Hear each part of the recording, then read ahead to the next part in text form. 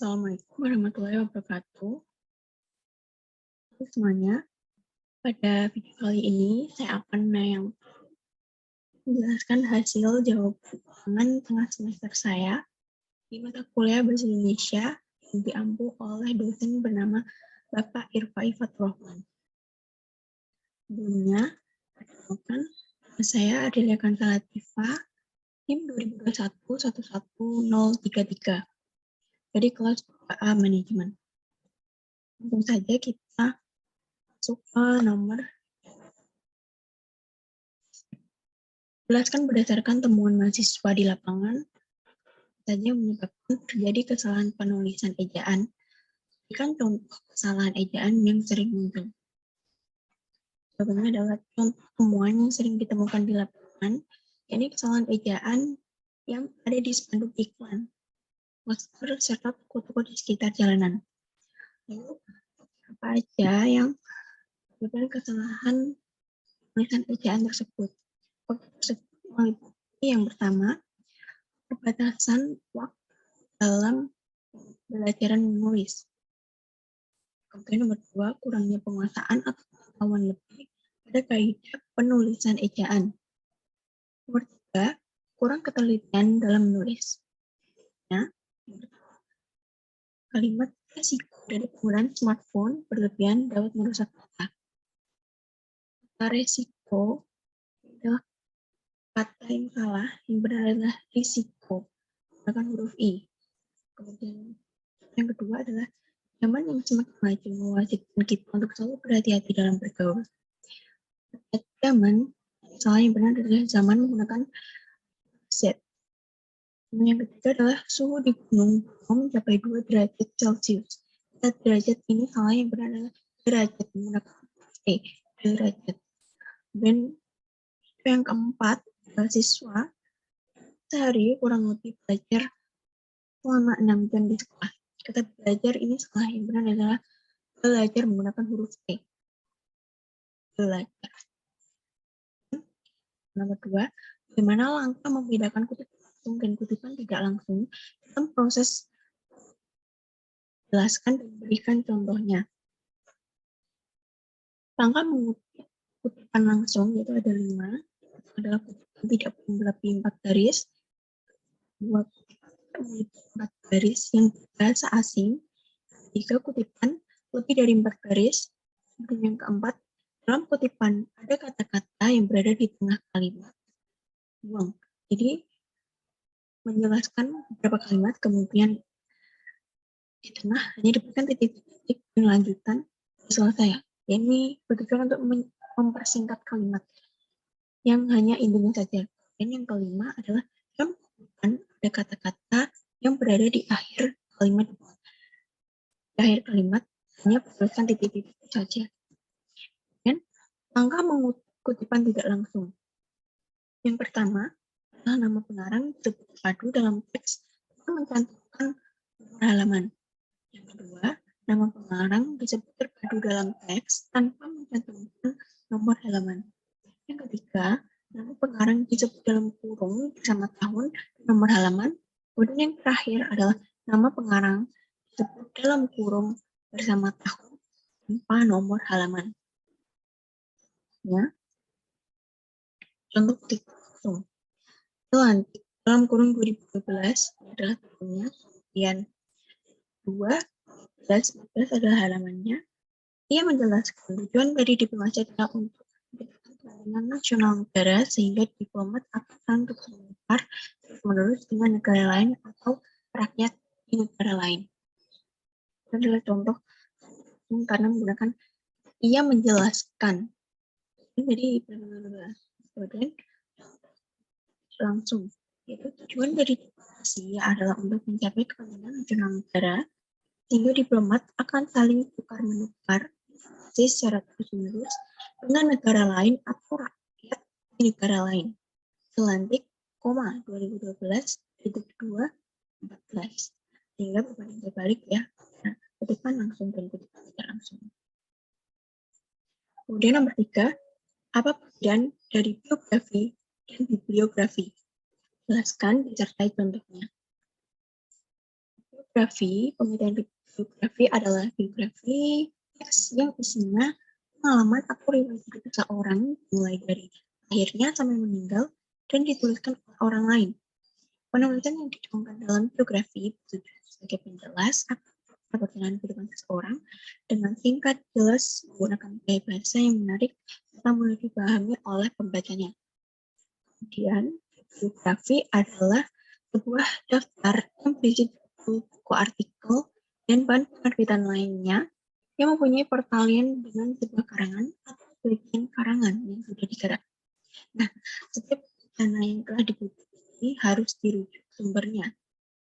Unsur-unsur biografi yaitu nama pengarang, buku atau artikel, dan publikasi, tahun terbit, penerbit serta terbit, dan kemudian nomor terbit. Contoh biografi adalah kalimat seperti ini. Habibie lahir 25 Juni 1930 di Parepare, Sulawesi Selatan. Presiden ketiga Indonesia ini memiliki nama lengkap Profesor Baharudin Yusuf Habibie. Beliau pun pernah menjabat sebagai Wakil Presiden Republik Indonesia. Ibunda Habibie berasal dari Jawa, sedangkan ayahnya berasal dari Parepare. Kecerdasan pada ilmu teknologi dan pengetahuan, terutama fisika, semenjak Habibie masih kecil.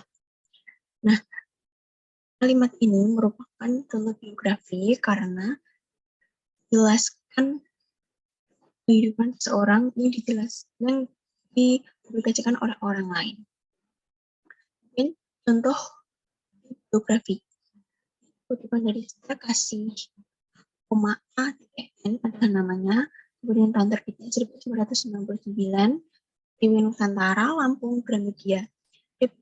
1999, kisah penulisnya sebagai korban Lampung, Bay City. Kemudian nomor 4, apa perbedaan makna antara kata pukul dan jam jika dilihat dari penggunaan untuk kata pergantian waktu? Jelaskan disertai dengan contoh kalimatnya. Perbedaan kata jam dan pukul. Kata jam ini menunjukkan masa atau jangka waktu yang sering sebagai durasi. Sedangkan penggunaan kata pukul adalah untuk menunjukkan saat atau waktu di mana peristiwa akan terjadi. Nah, penggunaan kata pukul. Kelas mata kuliah bisnis syariah mulai pada pukul 9 pagi. Pukul 9 pagi ini salah ya. Yang benar adalah kelas mata kuliah bisnis syariah mulai pada pukul 09.00 waktu Indonesia Barat. Dan untuk contoh penggunaan kata jam, yaitu setiap hari Minggu saya melakukan olahraga ringan jam 5 pagi. Jam 5 pagi ini salah ya. Yang adalah setiap hari Minggu saya melakukan olahraga ringan selama 1 jam karena menunjukkan sebagai durasi. Kemudian nomor 5, bahasa berdasarkan hakikatnya merupakan sistem bunyi bermakna. Jelaskan pernyataan tersebut dan apa kaitannya antara sistem bunyi bermakna dengan penggunaan bahasa. Jawabannya adalah bahasa merupakan sistem bunyi seperti A, I, U, E, O dan susunan huruf abjad lainnya. Jika huruf tersebut disusun, maka akan menjadi sebuah kata dan kata yang disusun akan menjadi sebuah kalimat. Jika kata dan kalimat yang disusun ini memiliki makna, inilah yang disebut dengan bahasa. Sedangkan sistem bunyi bermakna dan penggunaan bahasa sangat ada kaitannya, karena bahasa tidak akan ada tanpa adanya susunan bunyi. Adanya seseorang itu berbahasa karena ia telah memahami susunan bahasa, biasa kita sebut dengan kata atau perkataan. Nomor 6, mengapa sering terjadi kesalahan penulisan tanda kutip? Jelaskan, sertai 5 contoh kesalahan tersebut. Kesalahan penulisan tanda kutip ini karena kurangnya pemahaman atau penguasaan tentang kaidah penulisan tanda koma dan kurangnya ketelitian dalam penulisan. Tentang penggunaan tanda kutip tersebut adalah tanda kutip dipakai di antara unsur-unsur dalam suatu rincian. Ya, membeli sayur, ikan, buah, dan susu pasar. Setelah dan tidak menggunakan tanda kutip. Dan yang kedua, tanda koma di antara nama orang dan singkatan gelar akademis yang membedakan singkatan nama diri, keluarga, contohnya Rianti Wijaya, S, E, titik koma, M, E, koma yang memisah untuk membedakan nama dan gelar. Tanda baca koma, adalah tanda baca koma dipakai di belakang kata antara kalimat. Contohnya, selain itu, koma, olahraga juga dapat dia keempat. Sama ada koma ini sering salah karena kita menggunakan tanda titik. Seharusnya menggunakan tanda koma. Contohnya, pada gambar tersebut, koma dapat disimpulkan bahwa hal itu benar. Baru titik. Kemudian yang kelima, tanda koma dipakai sebagai kata penghubung dalam kalimat majemuk. Contohnya seperti kalimat jelas, saluran pernafasan bagian dari tubuh manusia yang berfungsi sebagai tempat lintasan dan tempat pertukaran udara selama proses pernafasan. Lanjut, nomor 7, perbedaan dari makna. Jadi tanda tiba dengan tanda koma jelaskan disertai dua tanda penggunaan tanda tersebut yang benar. Tanda titik ini banyak digunakan untuk menjelaskan perincian, tetapi secara teknis ada beberapa perbedaan yang mendasar. Dua tidak bisa menjadi pengganti konjungsi, tapi memiliki sejumlah fungsi tersendiri. Jadi penggunaan tanda titik dua harus dirangkai dengan kata yang sebelumnya. Jadi harus dirangkai dengan kata yang sebelumnya tanpa spasi. Contohnya, yang pertama, kepada yang terhormat. Kedua, ini tanpa spasi. Bapak kepala sekolah, guru. Dan yang kedua, jenis-jenis makanan yang saya sukai. Kedua, tanpa spasi, goreng, ayam. Dan lanjut, tanda titik koma. Tanda titik koma dapat pada akhir pemerintian yang berupa klausa atau kalimat tanpa objek. Yang pertama adalah kalimat seperti barang yang harus dibawa meliputi dua, menggunakan titik dua ya, tanpa spasi juga. A, lampu, baru pakai titik koma. B, lalu titik koma. C, badai, koma, D, gunting. Baru selesai kalimat menggunakan kata titik. Tanda titik. Kalimat alat memasak, contohnya ini tanpa spasi menggunakan titik dua, satu panci, koma dua wajan, koma tiga pisau. Selesai kalimat menggunakan tanda titik. Kemudian nomor 8, jelaskan mengapa sering terjadi kesalahan penulisan huruf miring. Berikan contoh kesalahan tersebut disertai dengan pembenarannya. Sering terjadinya kesalahan tanda miring yang diakibatkan kurangnya pengetahuan lebih tentang bahasa asing dan istilah-istilah serta kurangnya penelitian. Karena penggunaan tanda huruf miring yakni digunakan bahasa asing dan kata istilah-istilah. Contohnya, yang pertama itu topik tersebut lakukan opening pukul 08.00 WIB. Kata opening ini merupakan bahasa asing yang artinya opening adalah pembukaan, sehingga kalimat yang benar adalah opening menggunakan miring pukul 08.00 waktu Indonesia Barat.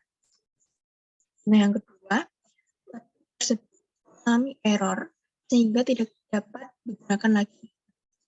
Kata error merupakan bahasa asing sehingga harus menggunakan miring. Karena error berarti kan kesalahan. Jadi kalimat yang benar adalah tersebut mengalami error dengan huruf miring sehingga tidak dapat digunakan lagi. Lanjut ke nomor terakhir, jelaskan bentuk kesalahan penulisan konsonan dan vokal pada karya tulis ilmiah. Berikan contoh kesalahan tersebut disertai pembenarannya.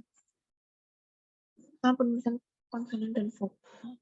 Penulisan huruf konsonan yaitu selain A, I, U, E, O, yang mana kesalahan tersebut terletak di kata baku dan pengurangan kata. Yang pertama adalah kata otomatis. Atau otomatis ini salah ya, yang benar adalah otomatis. Kemudian yang kedua adalah terakhir. Kata terakhir yang ini adalah salah, yang benar adalah terakhir menggunakan huruf A. Untuk penulisan huruf vokal yaitu A, I, U, E, O, dan kesalahan pengaruh pada kata baku dan kata adalah tem ini salah ya, karena ini merupakan bahasa Inggris. Yang benar adalah tim. Kemudian yang kedua, detail. Ini salah, yang benar adalah detail. Baik, sekian jawaban pernah semester saya yang dapat saya jelaskan. Jika ada kesalahan, mohon maaf. Terima kasih. Assalamualaikum warahmatullahi wabarakatuh.